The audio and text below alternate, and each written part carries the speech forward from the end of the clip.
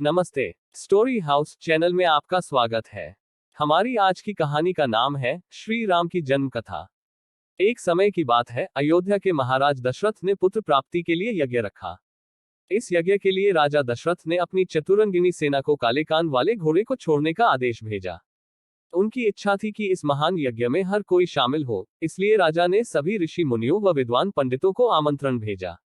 निर्धारित दिन पर महाराज दशरथ अपने दोस्त, गुरु वशिष्ठ, ऋग ऋषि व अन्य विद्वानों के साथ यज्ञ मंडप में पहुंचे। इसके बाद विधिवत रूप से यज्ञ की शुरुआत हुई। मंत्र उच्चारण और पाठ जैसे सभी विधि विधान के साथ कुछ घंटों में यज्ञ पूरा हुआ। राजा दशरथ ने फिर सभी ब्राह्मणों, विद्वानों व अतिथियों को उपहार में धन और गाय आदि देकर आदरपूर्वक विदा गया। उस यज्ञ में प्रसाद के रूप में खीर बनी थी। उस प्रसाद में पुत्र प्राप्ति का आशीर्वाद था, जिसे खाने के बाद तीनों रानियां गर्भवती हो गईं। कुछ समय बाद चैत्र माह में शुक्ल पक्ष की नवमी तिथि के दिन राजा दशरथ की पहली पत्नी यानी रानी कौशल्या ने एक बच्चे को जन्म दिया। उस बच्चे के चेहरे में इतनी रौनक थी कि हर कोई देखकर समझ जाता था कि वह आम बच्चा नहीं है। इसी तरह राजा की दूसरी रानी कैकेयी ने एक पुत्र और तीसरी रानी सुमित्रा ने दो पुत्र को शुभ नक्षत्रों में जन्म दिया। राजा दशरथ का महल और नगर 4 पुत्रों के जन्म से खिलखिला उठा। चारों तरफ आनंद और जश्न का माहौल था। पूरी प्रजा खुशी से गा व झूम रही थी। इस खुशी को देखकर देवता भी फूलों की वर्षा करने लगे। इस जश्न में शामिल होने के लिए कई ब्राह्मण भी पहुंचे और राजा दशरथ के बेटों को आशीर्वाद दिया। खुशी से झूम रहे राजा दशरथ ने ब्राह्मणों को खूब दान दिया। फिर अपनी खुशी जाहिर करने के लिए उन्होंने प्रजा व दरबारियों में भी धन, रत्न और आभूषण बंटवाए। समय आने पर सबकी मौजूदगी में चारों बालकों का नामकरण भी किया गया। महर्षि वशिष्ठ ने उनका नाम रामचंद्र, भरत, लक्ष्मण और शत्रुघ्न रखा। वक्त बीतता गया और धीरे धीरे ये चारों बालक बड़े हुए। इन चारों में राम अपने तेजस्वी गुणों के कारण प्रजा को अधिक प्रिय लगने लगे। अपनी प्रतिभा के चलते वो कम उम्र में ही सभी विषयों में महारत हासिल कर चुके थे। राम में सभी गुण थे। चाहे शस्त्र चलाने की बात हो या हाथी व घोड़े की सवारी, हर चीज में वो अव्वल थे। साथ ही वो माता पिता व गुरुओं का भी खूब सम्मान करते थे। उनके गुणों के कारण बाकी के 3 भाई भरत, लक्ष्मण और शत्रुघ्न भी उनसे काफी कुछ सीखते थे। जब भी महाराज अपने चारों पुत्रों को एक साथ देखते उनका मन आनंद से भर उठता था। राम में मौजूद गुणों के कारण उन्हें श्री राम और भगवान राम तक कहा जाने लगा। आगे चलकर राम के जीवन पर 2 पवित्र ग्रंथ लिखे गए, रामचरितमानस और रामायण। रामायण की कहानी विभिन्न कांडों, अध्यायों में विभाजित होती है। बालकांड। बालकांड रामायण का पहला कांड है और इसमें भगवान राम के जीवन का आरंभ होता है। ये कांड राम के बचपन, उनकी शिक्षा, सीता के स्वयंवर और उनके राज्याभिषेक का वर्णन करता है। निम्नलिखित है इस कांड के मुख्य घटनाक्रम। 1. राम के जन्म। बालकांड शुरू होता है भगवान राम के जन्म से। वे राजा दशरथ और रानी कौशल्या के पुत्र थे और उनका जन्म अयोध्या में हुआ। इसके साथ ही वे 4 ब्राह्मणों के आशीर्वाद से बचपन से ही अद्वितीय गुणों के धारण करता थे। 2. शिक्षा। राम का विशेष ध्यान उनके गुरु वशिष्ठ और गुरुकुल में रहने वाले साथियों के साथ उनके ब्राह्मण शिक्षकों द्वारा दिया जाता है। वे धर्म, शस्त्र और राजनीति की शिक्षा प्राप्त करते हैं और उनके धर्म के प्रति निष्ठा बहुत उच्च होती है। 3. सीता के स्वयंवर। बालकांड में राम का सीता के स्वयंवर में प्रतिभाग लेने का वर्णन भी होता है। सीता की स्वयंवर में भगवान राम विश्वामित्र मुनि के साथ गए थे और धनुष तोड़कर सीता की पतित्व प्राप्त करते हैं, जिससे वे सीता के पति बनते हैं। 4. राज्याभिषेक। बालकांड के अंत में भगवान राम का राजा दशरथ द्वारा अयोध्या के राज्य का अभिषेक किया जाता है। ये घटना राम के राजा बनने की और उनके राज्य के प्रारंभ की सूचना देती है। अयोध्याकांड। अयोध्याकांड रामायण का दूसरा कांड है और इसमें भगवान राम के राजा बनने और उनके राज्याभिषेक का वर्णन होता है, जिससे उनके वनवास का प्रारंभ होता है। इस कांड में राजा दशरथ की मृत्यु के बाद भगवान राम का राज्याभिषेक होता है, लेकिन उन्हें उनकी माता कैकेयी के द्वारा वनवास जाना पड़ता है। निम्नलिखित है इस कांड के मुख्य घटनाक्रम। 1. राजा दशरथ की मृत्यु। अयोध्याकांड शुरू होता है राजा दशरथ की मृत्यु से। राजा दशरथ का दुखपूर्ण देहांत हो जाता है और उनकी मृत्यु के बाद उनके बच्चे भगवान राम का राज्याभिषेक करने की योजना बनती है। 2. कैकेयी की विशेष विनती। राजा दशरथ की मृत्यु के बाद रानी कैकेयी भगवान राम के राज्याभिषेक के बजाय उनके 1 वर्ष के वनवास की विनती करती हैं और इस वनवास में उनके पुत्र भरत को राजा बनाने की मांग करती हैं।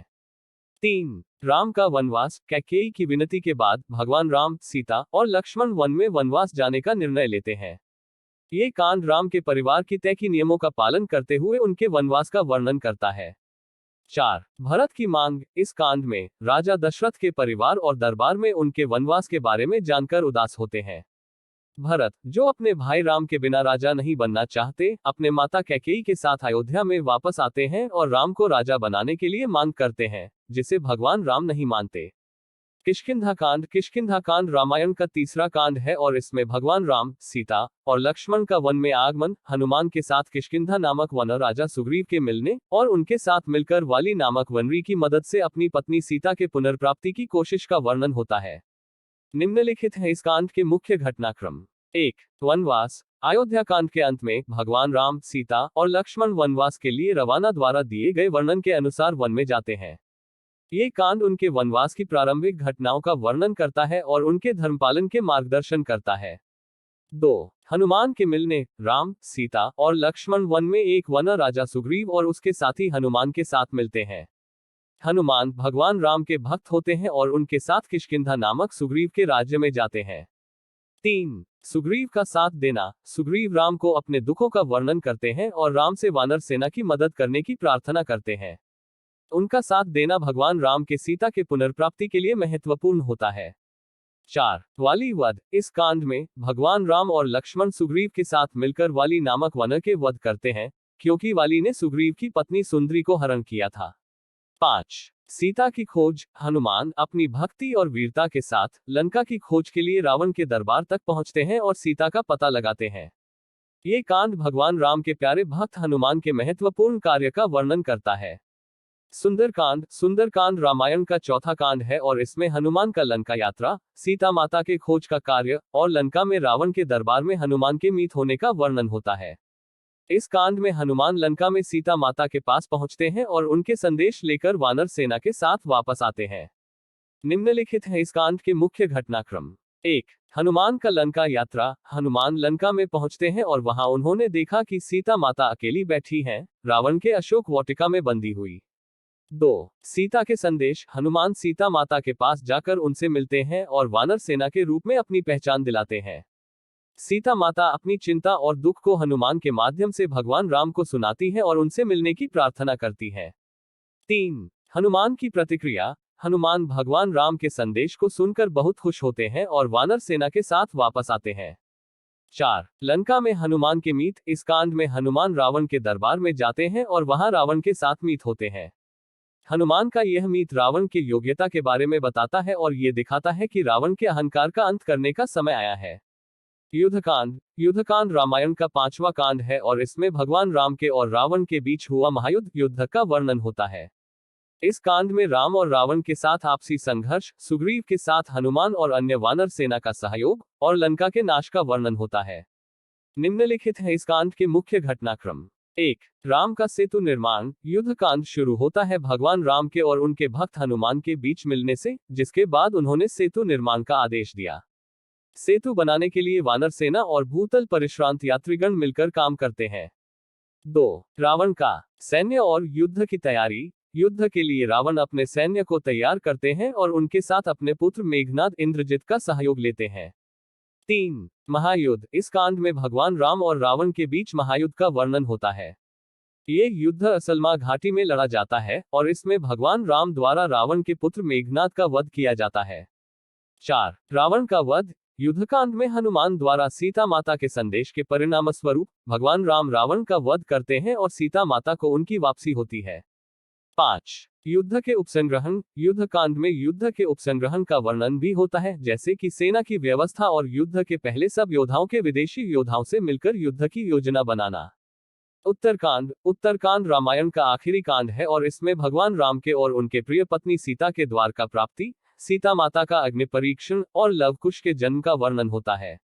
इस कांड में भगवान राम के राज्याभिषेक और अन्य महत्वपूर्ण घटनाएं भी होती हैं। निम्नलिखित है इस कांड के मुख्य घटनाक्रम।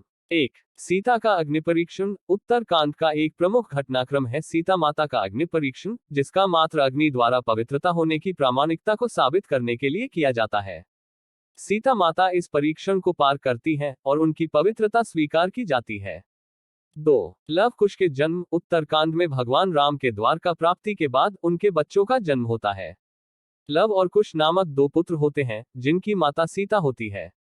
3 सीता का भूमि पर्व और प्रत्युत्थान। उत्तरकांड में सीता माता अपने माता भूमि देवी की भूमि में मिलती हैं और वहां से भूमि पर्व के साथ प्रत्युत्थान करती हैं। इसके बाद भगवान राम अपनी पत्नी का स्वागत करते हैं और उन्हें अपने साथ ले जाते हैं। 4 राम के राज्याभिषेक। उत्तरकांड में भगवान राम का राज्याभिषेक का वर्णन होता है, जिसमें वह अयोध्या के राजा बनते हैं और धर्मपालन का कार्य संभालते हैं। 5 राम के विगति और आत्मसमाधान। इस कांड में भगवान राम के जीवन के आखिरी दिनों का वर्णन होता है, जिसमें वह अपने भक्तों के साथ गुप्त रूप से वनवास में चले जाते हैं। उनके विगति के बाद उनका आत्मसमाधान होता है। उत्तरकांड रामायण का आखिरी कांड है और इसमें भगवान राम के वनवास के बाद अयोध्या में वापसी और उनके राज्य का विवरण होता है, जो कि एक सफलता की कहानी का परिणाम होता है। रामायण में भगवान राम के धर्म, कर्म और नैतिकता के महत्वपूर्ण संदेश होते हैं।